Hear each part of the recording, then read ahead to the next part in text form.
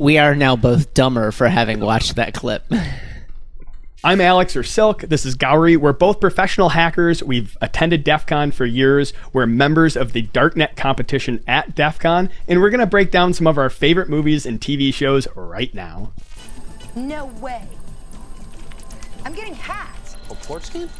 No. That's no, what getting hacked looks like. They've already 100%. gone through the NCIS public firewall.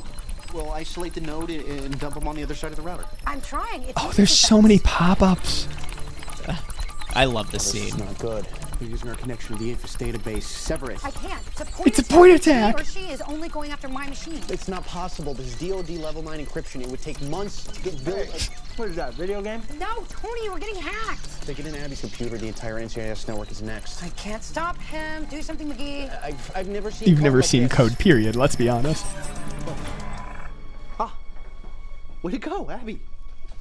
I didn't do anything. I thought you did. No. I did. That's some low-tech hacking right there. We call that active response. He unplugged the monitor too. Did he? Oh, I thought he that makes unplugged. me I thought he weird. unplugged the computer. It looked like he unplugged the monitor. No, it had to be the monitor because the monitor went off when he unplugged it. The hack is still happening.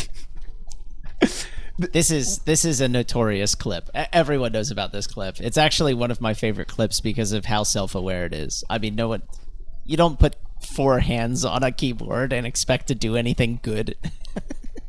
When we talked about doing this video, this one came to mind. But what has always stuck in my head with the 4 hands on one keyboard is both enter keys are controlled by one person. So just the practical side of things, like, I don't know why my mind went to like, how could you actually do this?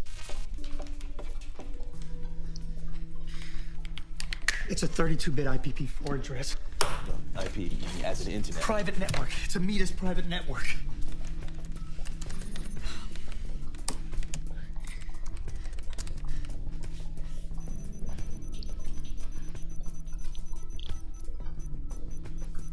She's so amazing.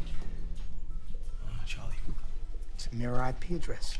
She's letting us watch what she's doing in real time. The thing that I noticed in the IP address is it's not a valid IP address. It's like something 275. IP addresses only go from 0 to 255, and even of those ones, only so many are available online. Like, that's pretty. And I have to think the writers had to know that. And I'm wondering if they did that so it wasn't a real IP address that someone owned. Sort of like how phone numbers, like in movies, are 248-555-1111, or something that's not real. But this one would have been so easy for them to make it real, it seems. This clip is ridiculous for any number of reasons. Like, obviously, the IP address is fake, but also the first instinctual reaction to me discovering an IP address of some kind is not to go to my web browser and type it in, right? Like, and then for it to show up with like a video, a live stream of some kind. Like, most IPv4 addresses on the internet are not publicly accessible. It just feels so ridiculous in that regard. What if he's not trying to hack Augie? I mean, what if he's trying to find him? IRC, Internet Relay Chat. It's how hackers talk when they don't want to be overheard. It's a pretty primitive chat program. Think of it like shipping channels in the ocean. You can't see them until a boat cuts through the water leaving a wake. If 2 boats meet in the middle of the ocean to swap a load of illegal drugs, you have to What check is the real this? time. Otherwise, there's no evidence of the meeting left behind. Names, no accounts, no records of exchange. Well, how do they see each other? Online names. Okay, so what? We got the fist and I'll set up an alarm to alert us if either name enters an IRC channel. And can we see what they're saying? Oh yeah, an IRC channel across the entire internet. You have to. I'm gonna pause it. You. This might be one of my favorite clips. Like, the boats out of nowhere has nothing to do with IRC. And what's more, like, IRC is relatively insecure in many ways. So they're like, there's no trace of it ever happening. It's like, no, that's not how any of this works. The thing The thing I was thinking of is like, it's completely hidden. Almost every IRC channel I've ever been in, the first thing that happens when you connect is it posts your IP address out to everyone on the entire channel. Like, And if it's not clear, like, you have to log into IRC servers. Like Freenode is a big one on the internet, right? But the Freenode doesn't host all of IRC. So like, oh, I'm gonna check if someone logs into an IRC channel with this name. It's like, it makes no sense. well, Man, the even more- writers really screwed this one up. It's awesome. I mean, there's also, you can have username conflicts. IRC is remarkably insecure. Like, it's not, anyone can connect, anyone can watch channels. The encryption is typically basic, where it's only SSL. And even more than that, every IRC admin can read every message, including private messages. So it's not in any way secure or unhackable. Yes, it's all in the name. Internet relay chat. You have to relay your message through a central server so that everyone else can get it. So whoever controls that server functionally can see whatever you're doing. I just don't know what the shipping container reference was. Like, I legitimately I have been doing this for a remarkably long time. And analogies are great ways to convey information. That one just, I'm more lost. I knew what IRC was. I am now questioning my understanding of IRC. We are now both dumber for having watched that clip. All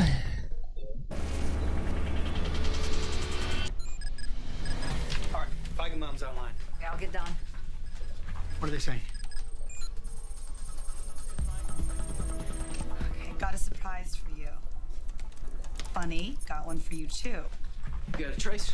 Yeah, but they're probably bouncing off 100 IPs. I mean, they'll Were they be talking offline in before you Leet get a speak? location. Oh, yeah, they are. Haha, touch my system and it will eat your young. Okay, that was all. I That's What? Feigenbaum wants to meet. Muggy's rewriting his code. Here, wait, you guys, wait. This is gonna be over in a second. Can we get a screenshot? Got it.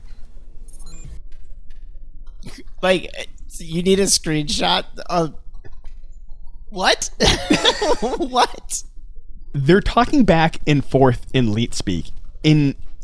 Never in my life have I ever seen Leet speak ever being used to communicate outside of like a hacking challenge where it's just like you have to decode it. But it would be remarkably hard to type that.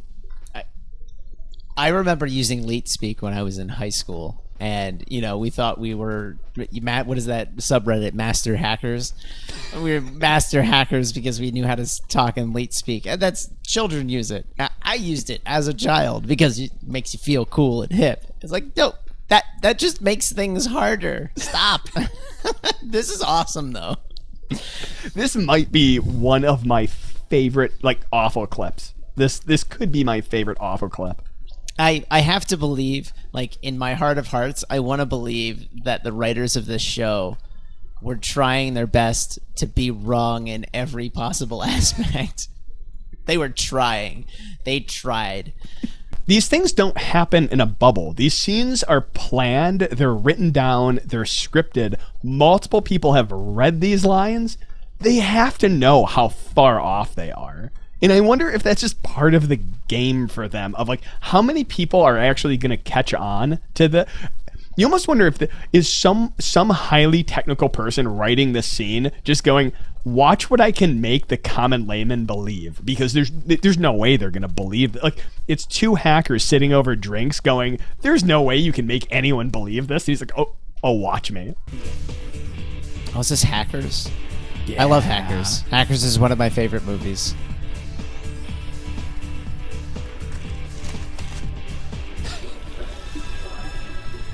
This is actually a scarily accurate representation of hacking. You just stare at a screen for days on end, typing very slowly, but in fast forward, this is how it looks. And we all have swords. We all have swords.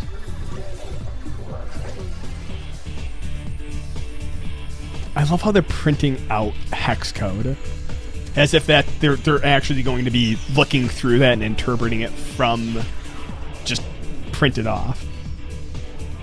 Oh, it's a worm. I get it.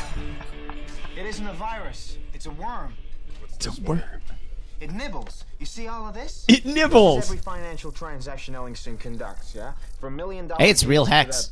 $10 that some guy pays for gas. The worm eats a few cents from each transaction. No one's caught it because the money isn't really gone. That's not how worms work.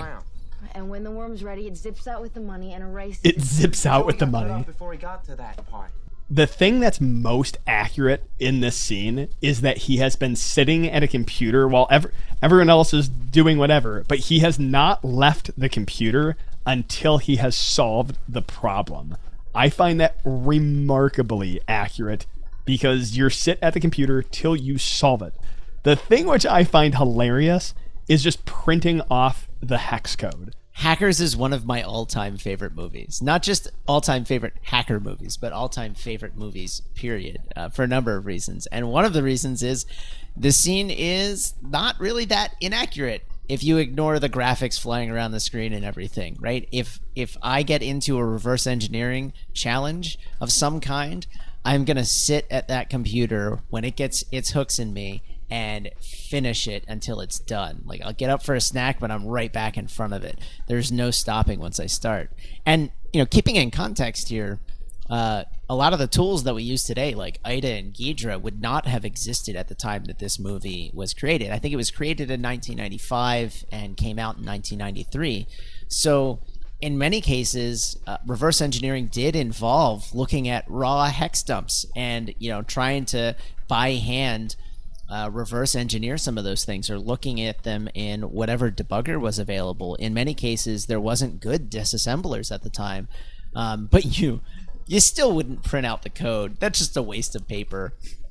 I guess if you wanted to take notes on it, but there's better ways to do that. You can do that in a VI terminal, right? But barring all of that ridiculousness, showing the complexity and increasing size of a complicated piece of software like this, I think it's actually more accurate than people realize. I think the thing that's remarkably interesting about the scene is if you go to DEF CON, you will often see one person at the computer working and 10 others just standing around staring at what they're doing. Totally accurate. Absolutely. And that's them walking around in the backgrounds. And this is another cool thing about hackers, is that everyone in that room has a specialty. That is totally a thing you'll end up seeing at DEF CON. It's just this wide collection of different people with different vertical abilities. With that, Gourry, thanks for joining me. Thank you for watching. Subscribe and hack on.